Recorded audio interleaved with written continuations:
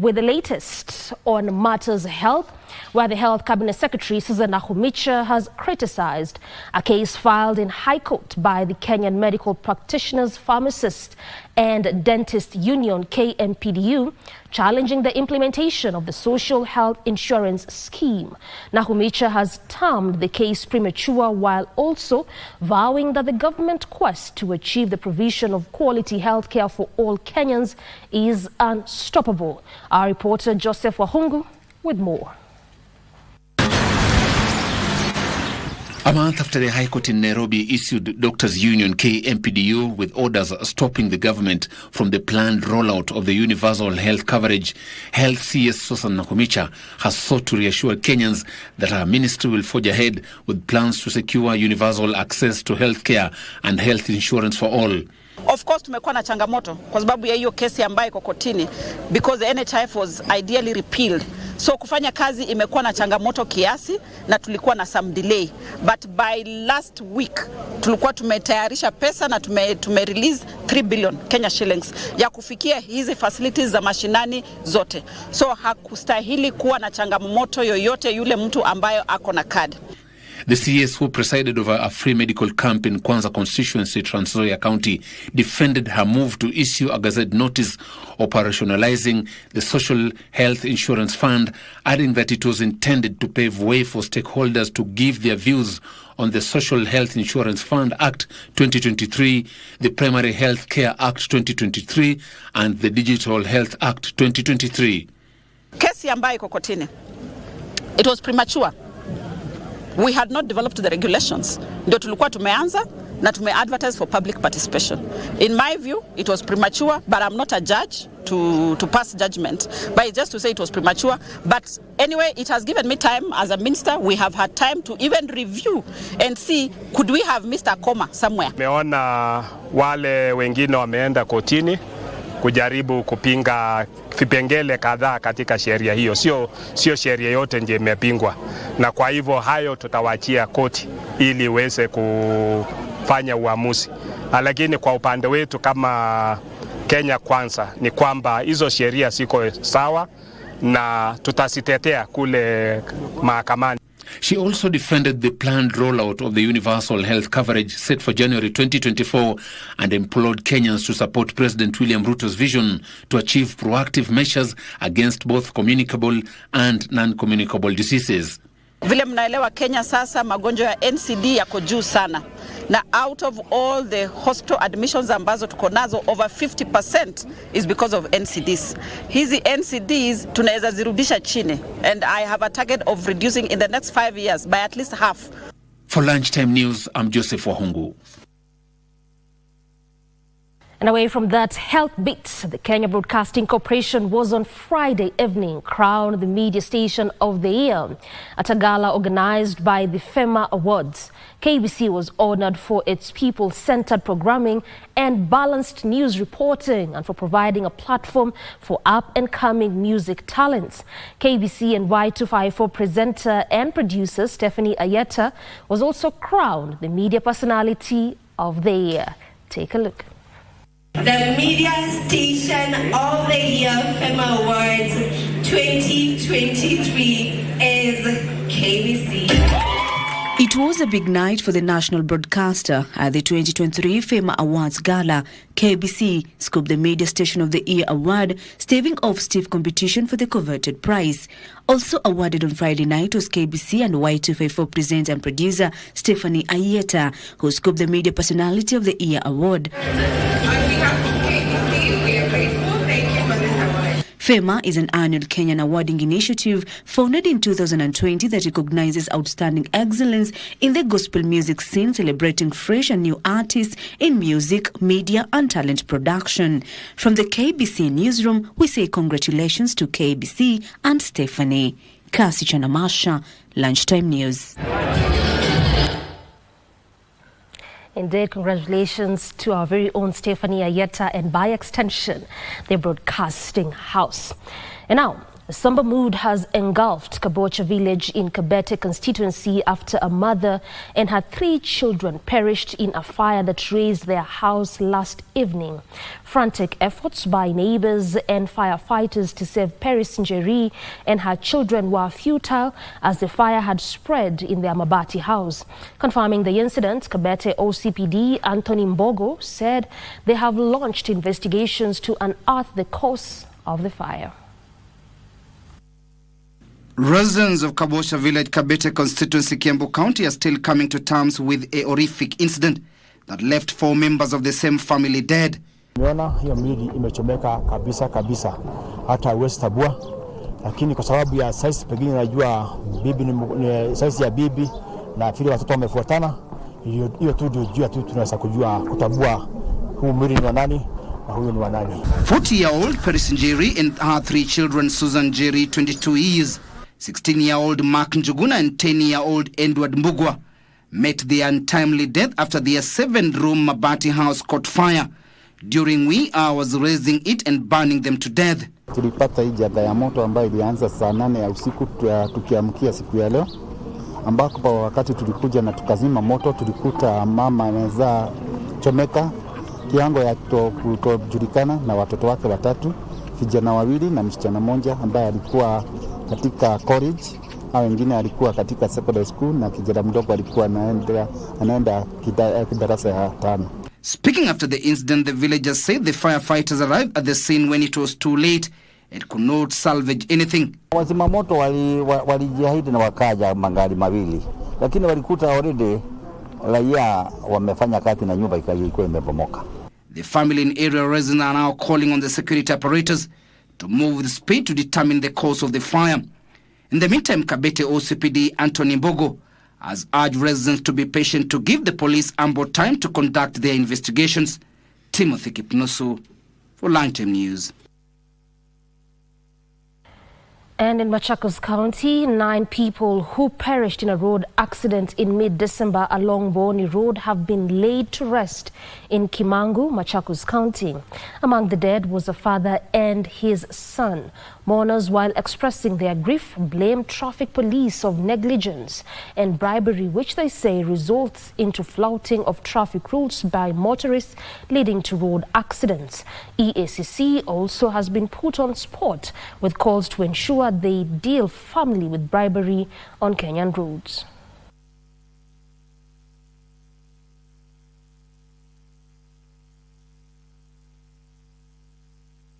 Road accidents are caused by carelessness. Carelessness. Na wakati mvua inanyesha, peleka gari polepole. Hakuna gari inaenda mbio hata kidogo. Unaenda pole wakati wa mvua.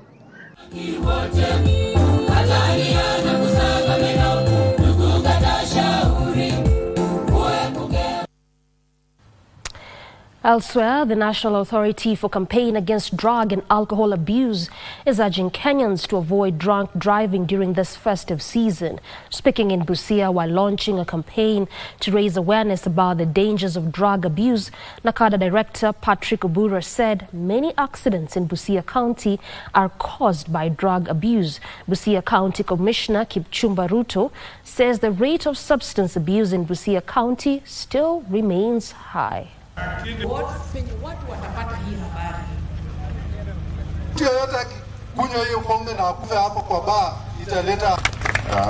So tutapambana kikamilifu kuhakikisha tunaondoa pombe haramu na dawa ya kulevya.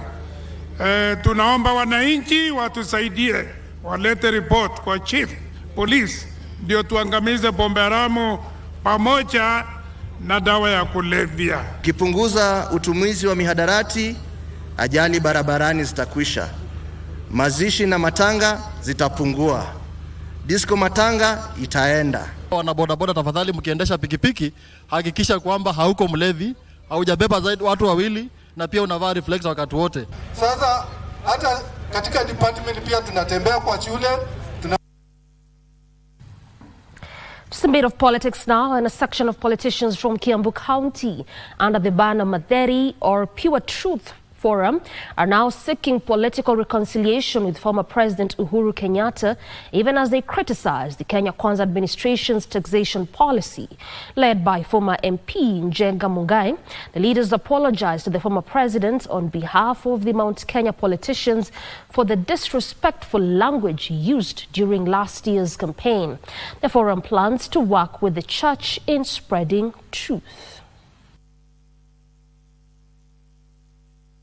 Motherly is a call to unity, a call to reconciliation, and a call to dialogue that transcend the boundaries of our leadership, citizenship, institutions, and our spiritual sanctuaries. Our aim is clear: to unite, reconcile, and engage in a dialogue of repentance that spans across every echelon of society.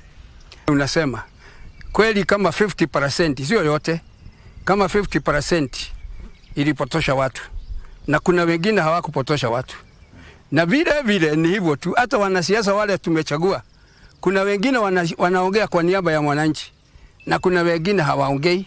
Tunataka wote wahusishwe, hata wale wako bunge na senate wawe wanaongea kwa niaba ya mwananchi. Msamaha ambayo tunaomba kwa aliyekuwa rais wetu na bado ndiye kiongozi wetu sisi kama watu wa Mlima Kenya, Uhuru Muigai Kenyatta, ni kwa sababu kuna watu walihusika, na hawa watu ni watu wetu wa hapa Kiambu, wa hapa Mount Kenya. Wakamutusi, wakaenda wakaimba mbuzi zake, wakamuita majina mbaya sana.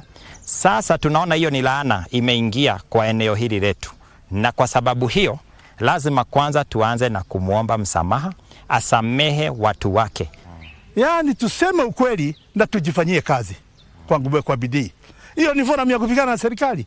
Forum ambayo inaambia serikali tumekuja kufanya kazi, tukitumia ukweli na tumitumia bidii yetu. Nataka kuambia ninyi watu wa magazeti na serikali isikie. Ukweli ni Mungu na Mungu ni ukweli.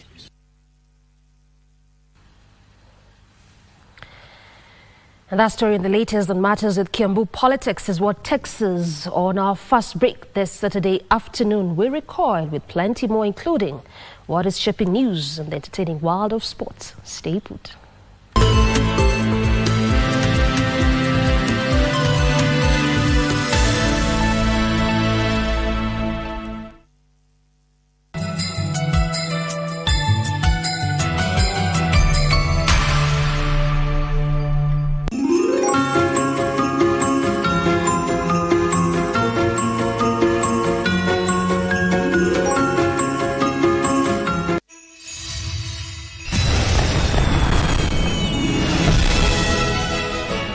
Thank you for watching KBC Channel 1 the whole year. And as we come to the end of the year, mine is to wish you a Merry Christmas and a prosperous New Year 2024. I'm Judith Akolo.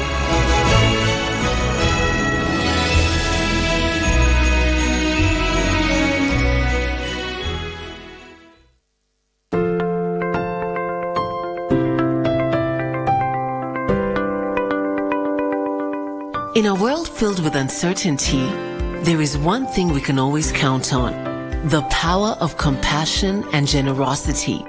Every day, families in Kenya face unimaginable challenges and hardships.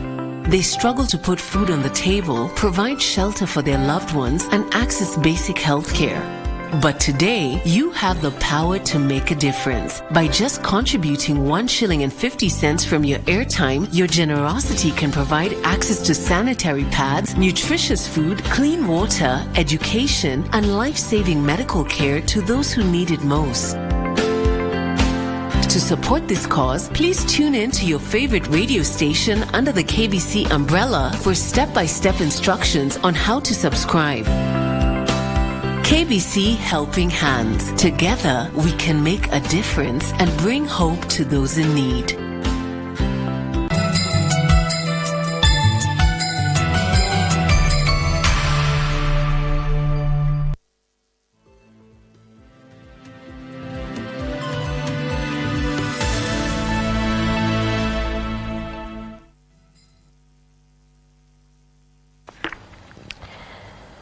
Welcome back. And professionals drawn from the South Rift region have launched a group dubbed Kipsigis Professionals Group aimed at supporting the community in development issues. In a meeting in Emurua Dikir, the professionals urged the community to stop the massive subdivision of land in the region, which has reduced agricultural activities. The group chairman, Ben Yegon, and the area MP, Johanna Ngeno, said the forum will go a long way in supporting the community through giving back to society, including mobilizing school fees for needy students and exchanging ideas that can uplift the region's development agenda. We encourage our people to engage on serious professions. We are having massive land subdivision happening around here to the extent that this will render our agricultural land, because Kericho has been an agricultural area, will possibly render it no longer fit for agriculture if we continue with the subdivision. Let's begin now the migration from the rural, from the countryside to the towns, so that we are able to release our vast, very productive land for agricultural use. I'm also happy that at least we are having a professional meeting between our professionals and the leadership, so that we can also merge the ideas the professionals have vis-a-vis those ones by the leaders.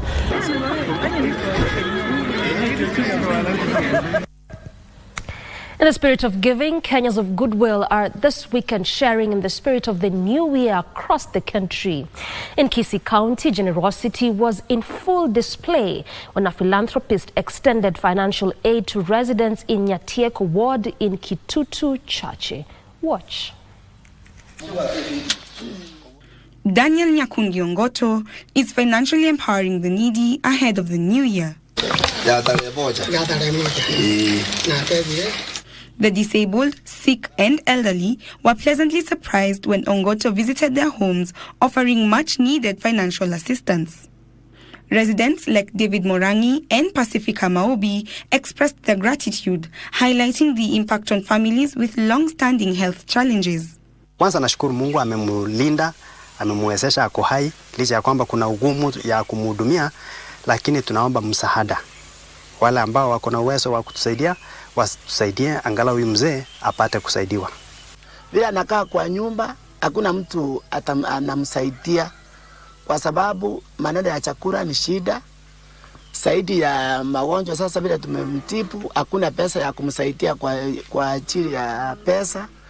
Kwa hivyo ako na matatizo mengi. Na pia kuna wale wengine ambaye tuliwania kiti pamoja. Wanatakana viongozi wote wanatakana kujumuika pamoja ili kusaidia watu kama hawa ambao hawana njia, hawana nyuma, hawana mbele wala nyuma. Tusaidie watu kwa sababu hiyo ndio jukumu letu kama viongozi.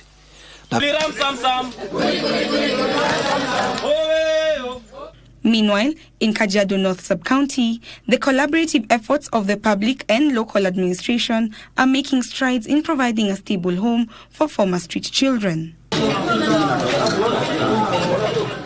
The initiative has not only given these children a chance to go to school, but has also significantly reduced cases of insecurity in the area. Na we have been impressed because we have realized most of the kids, they are in school. Hakuna mtoto hata moja hapa yuko shule. Kuna wengine wamemaliza na wengi wako shule. Lile ambalo ningeomba ni ya kwamba tuendelee kushikilia hawa watoto, kwa sababu wakati tunawashikilia katika jamii zetu, basi hawa watoto wanakuwa na future mzuri. Na kwa sababu wako hapa, wameonyesha kwamba wanapokaa hapa wanawapenda na wanaweza kuwa support na kuwapatia msaada ili wasiweze kutoka hapa na kuishi yale maisha ya mitaa. Joan Junge for Lunchtime News. And the Lamu County Senator Joseph Githuku has initiated repairs on a dilapidated road in Peketoni. The senator is accusing the office of the area MP of negligence and misappropriation of funds earmarked for the road's construction. The road has been a source of frustration for the residents, especially for business people and motorists who have to incur huge amounts of money in repairs. The residents welcome the move by the senator.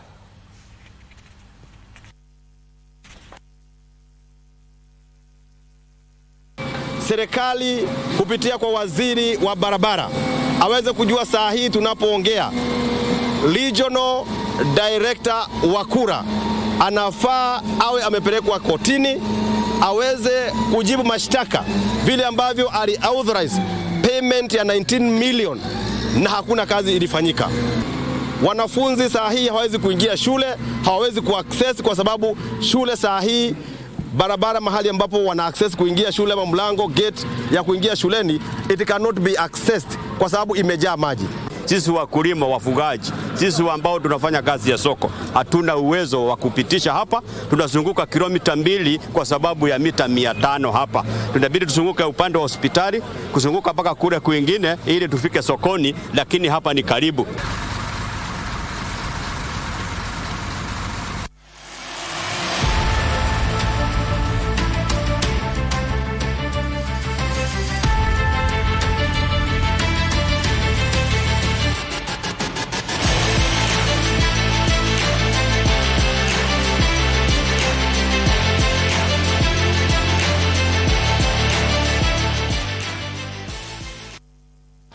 Turning the crack to some sports now, Joseph Methu and Sasha Mongeli are the 2023 Kenya National Chess Champions. Methu and Mongeli won the overall titles in the 5-day tournament after deciding round played today morning at Charter Hall in Nairobi. Joseph Methu and Sasha Mongeli are the men and women Kenya National Chess Champions for the year 2023. The two topped their respective table rankings after round 5 and stayed at the top to the end of the event today morning at Charter Hall in Nairobi. Joseph Methu drew his last game against Mewul Gohil to lift the men's title with a score of 7.5 points after winning 7 and drawing 1 match. He defeated Elvis Likoko, who settled for the silver medal position with 7 points, while Kimani Kimingi, who defeated Matthew Kanegeni in their final match, sealed the podium in third position, also on 7 points. Sasha Mongeli's turn Madelta Glenda to seal the ladies' title with a score of 8 points, beating Joyce Ndirangu, who settled for second position after beating Shukri Shakira in her last match of the tournament. Pre-tournament favourite Elizabeth Kasidi suffered another loss to Esther Karanja, who finished the tournament in third position as Kasidi dropped down to 5th position. The 5-day national championship attracted more than 100 players, and it was the last event on the 2023 Chess Kenya calendar.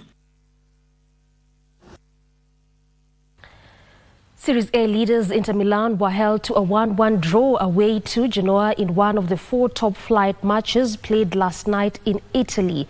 Marco Arnautovic's 42nd minute opener was cancelled out by Radu Dragusin in first-half stoppage time. Inter remains at the top with 45 points. Meanwhile, defending champions Napoli saw their dip in form continue as they were held to a goalless draw by mid-table Monza.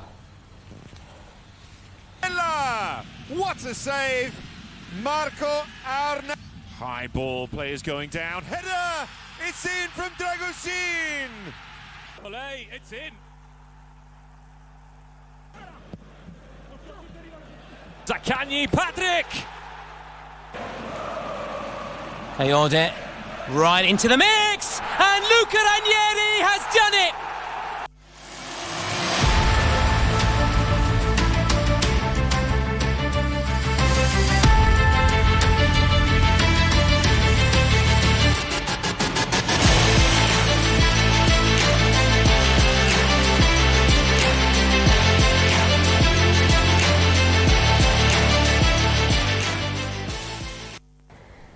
And the drum rolls are a clear indication for me to sit ground for the next program. We definitely appreciate your valid company and also, again, for choosing KBC Channel 1 as your media of choice. The Broadcasting House was awarded yesterday in the just concluded Fresh Entry Music Awards. That is the FEMA Awards. We say thank you. And also to our very own Stephanie Ayeta, again, congratulations.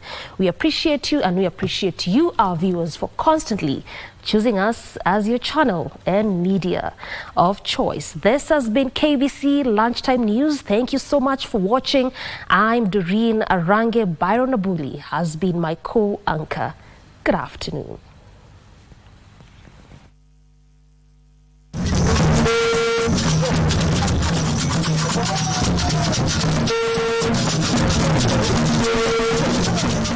death do us part, they say.